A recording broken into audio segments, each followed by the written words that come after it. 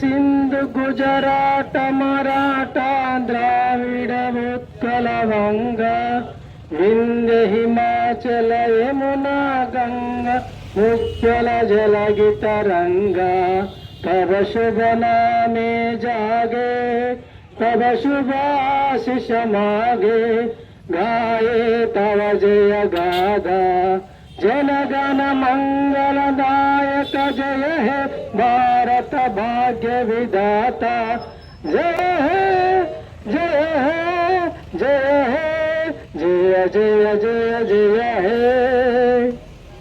ఈ దేశ స్వతంత్రాన్ని దాని అనంతరం మనం రూపొందించుకున్న రాజ్యాంగాన్ని ఈ రెండింటిని కాపాడుకోవటం భారతీయ పౌరులుగా మనందరి యొక్క కర్తవ్యం.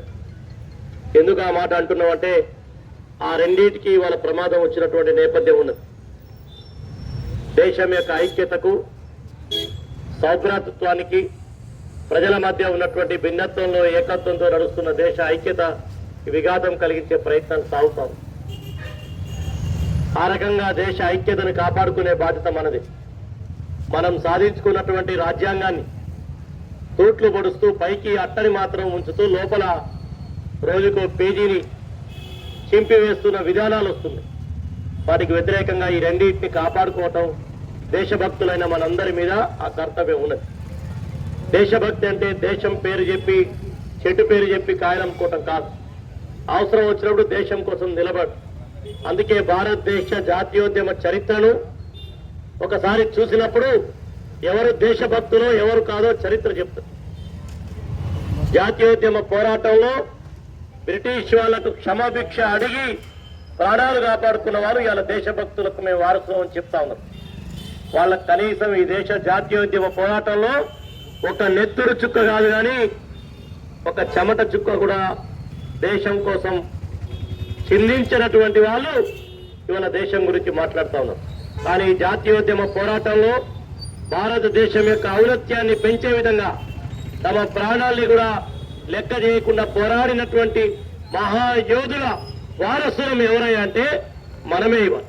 అందుకని ఆ వారసత్వంతో మనందరం ఈ దేశాన్ని, రాజ్యాంగాన్ని, దాని యొక్క మౌలిక లక్ష్యాలను, ప్రజాస్వామ్య భావనలని మనం కాపాడుకోవాల్సిన అవసరం ఉంది.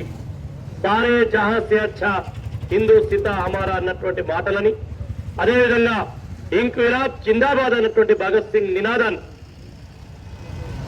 దేశ్ కే లియే జీనా హై తో మర్నా సీకో కదం పదం పర్ లన్నా సీకో అని జాతీయోద్యమ పోరాటంలో నవ్వుతూ ఊరి కంబాలకు ఉయ్యాలగినటువంటి విప్లవ పోరాట యోధుల వారసులు ఎవరంటే మనమే.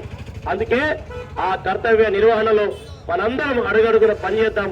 మన దేశం యొక్క ఐక్యతను, ఈ రాజ్యాంగాన్ని, ప్రజల మధ్య స్నేహాన్ని ఎవరు తూట్లు పొడచాలని ప్రయత్నించినా వారికి వ్యతిరేకంగా నిలబడటమే నిజమైన భారతీయులుగా మన కర్తవ్యం.